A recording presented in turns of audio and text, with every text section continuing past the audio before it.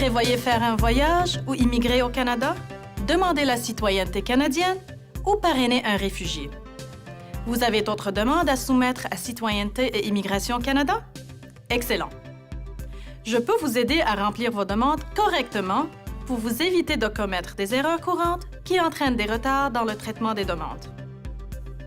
Vous pourrez ainsi vous lancer plus rapidement dans cette nouvelle aventure.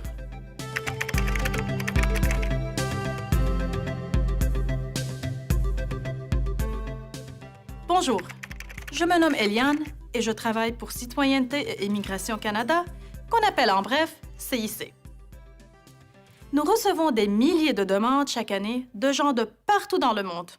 On dirait que le Canada a la cote.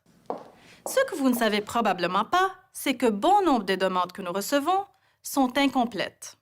Parfois, les demandeurs ne remplissent pas entièrement leur demande ou omettent de joindre certains des documents dont nous avons besoin. D'autres oublient de signer leur formulaire. Dans tous les cas, nous devons retourner les demandes sans les avoir traitées. Malheureusement, cela signifie que du temps précieux est perdu puisque les demandeurs doivent soumettre de nouveau leurs demandes et attendre qu'elles soient traitées. Je suis ici pour vous aider à ne pas gaspiller de temps et à vous épargner des inquiétudes. Soyez attentifs tandis que je vous montre les erreurs les plus fréquemment commises par les demandeurs. N'hésitez pas à interrompre la vidéo pour vérifier votre formulaire et vos documents. Lorsque vous êtes prêt à continuer, il vous suffit d'appuyer de nouveau sur la touche de lecture. Surtout, n'oubliez pas, le centre vidéo dans notre site Web contient d'autres tutoriels fort utiles pour vous aider à remplir votre demande. N'hésitez pas à le consulter. Commençons par remplir votre demande. Tous nos formulaires de demande sont accessibles en ligne. L'ordinateur est le meilleur moyen pour remplir votre formulaire, qui est ainsi plus facile à lire et à traiter. Certains formulaires comportent un bouton « Valider » dans le haut ou le bas de la page. Si votre formulaire offre cette fonction, assurez-vous de cliquer sur le bouton une fois que vous aurez terminé de le remplir. Vous saurez ainsi si vous avez rempli toutes les sections. Dans le cas contraire, les sections incomplètes du formulaire seront indiquées en rouge. Lorsque vous remplissez nos formulaires en ligne ou en format PDF, vous pouvez arrêter et enregistrer vos travail en tout temps. Cela vous permet de trouver facilement les documents requis ou des réponses aux questions. Vous pouvez revenir plus tard au formulaire pour terminer de le remplir. Voici un problème majeur. Nous constatons souvent que les gens sautent des questions ou n'écrivent rien. Assurez-vous de répondre à toutes les questions du formulaire. Ne laissez pas de questions sans réponse ou de cases vides. Si la question ne s'applique pas à vous, écrivez simplement SO, c'est-à-dire sans objet. Quelle est la leçon à tirer ici? Envoyez-nous une demande complète. Répondez à toutes les questions. Il est aussi important que vos réponses soient claires, afin d'éviter toute confusion possible durant le traitement. Parfois, nous recevons des demandes qui sont difficiles à lire ou à comprendre. Si l'employé de CIC ne comprend pas ou ne réussit pas à lire une réponse, la demande est retournée. Le demandeur doit corriger le problème et soumettre de nouveau le formulaire pour que nous le traitions. Remplir votre formulaire à l'ordinateur est toujours la méthode à privilégier. Les réponses sont plus faciles à lire, ce qui en retour facilite le traitement des demandes. Un autre conseil, fournissez des réponses complètes à toutes les questions. Autrement dit, donnez-nous les faits.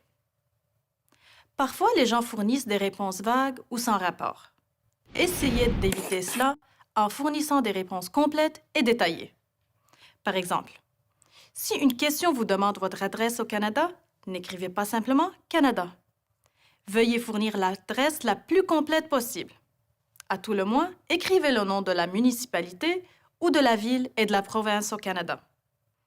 Si vous n'êtes pas certain du lieu exact, ne laissez pas la case de réponse en blanc. Faites une recherche pour trouver la bonne réponse et inscrivez-la. Les photos constituent une autre source fréquente de problèmes. Nous avons des exigences très précises pour les photos et elles sont décrites clairement dans chacune des trousses de demande. Ces exigences diffèrent parfois selon les demandes. Nous recevons souvent des photos qui ne répondent pas à nos critères. Parfois, elles sont endommagées. Ou encore, elles sont floues, trop foncées ou comportent des ombrages. Malheureusement, nous devons vous retourner la demande au complet et vous demander de renvoyer de nouvelles photos lorsque vous soumettrez de nouveau votre demande.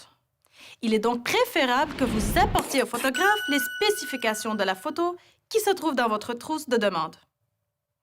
Vérifiez les photos lorsque vous les recevez pour vous assurer qu'elles répondent à nos spécifications. Lorsque vous êtes prêt à soumettre votre demande, n'oubliez pas d'inclure tous les documents à l'appui. Cela comprend les photos, les reçus des frais payés et les formulaires supplémentaires.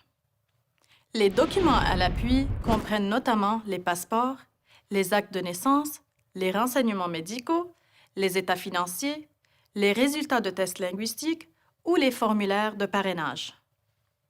Passez la liste de contrôle en revue pour voir si les documents à l'appui qui sont requis et, le cas échéant, joignez-les à votre demande. Si vous envoyez votre demande par la poste, envoyez toujours les originaux, à moins que le guide de la demande ou la liste de contrôle des documents indique que les photocopies sont acceptées. Une autre erreur fréquente se produit lorsque les demandeurs nous envoient le mauvais type de document à l'appui. N'oubliez pas que nous n'acceptons pas les substitutions. Si nous demandons un acte de naissance, n'envoyez pas un passeport à la place. D'autres pièces d'identité sur lesquelles figure votre nom complet et votre date de naissance ne sont pas toujours acceptables. Lisez les questions avec soin et passez en revue la liste de contrôle pour vous assurer de respecter la marche à suivre. Que devez-vous faire lorsqu'il vous est impossible d'obtenir l'original d'un document? Par exemple, un acte de naissance nécessaire à votre demande. Si vous êtes dans cette situation, vous devez fournir une déclaration solennelle ou un affidavit. Pour savoir quand et comment fournir une déclaration solennelle ou un affidavit, veuillez consulter le guide qui se trouve dans votre trousse de demande. S'il vous est impossible de fournir l'original d'un document requis, expliquez-nous pourquoi. Ne laissez pas la section vide et n'écrivez pas SO. Gardez à l'esprit que votre objectif est de ne pas gaspiller de temps. Envoyez-nous une demande dûment remplie pour vous mettre en chemin plus rapidement. Assurez-vous de nous fournir le nombre de documents d'identification demandés. Si nous en demandons plusieurs, cela signifie qu'il nous les faut pour considérer votre demande comme complète. N'oubliez pas de remplir et d'inclure les formulaires supplémentaires qui sont requis. Il s'agit d'autres formulaires que vous devez peut-être remplir. Vérifiez dans le guide de la demande. Trouvez les formulaires en question et remplissez-les. Avez-vous une famille, un conjoint ou des enfants à charge ou les deux? Assurez-vous de nous fournir tous les renseignements sur votre famille dont nous avons besoin. Même si votre famille ne voyage pas avec vous au Canada, vous devez tout de même fournir l'information demandée au sujet des membres de votre famille. Vous êtes presque prêt à envoyer la trousse de demande à CIC, n'est-ce pas?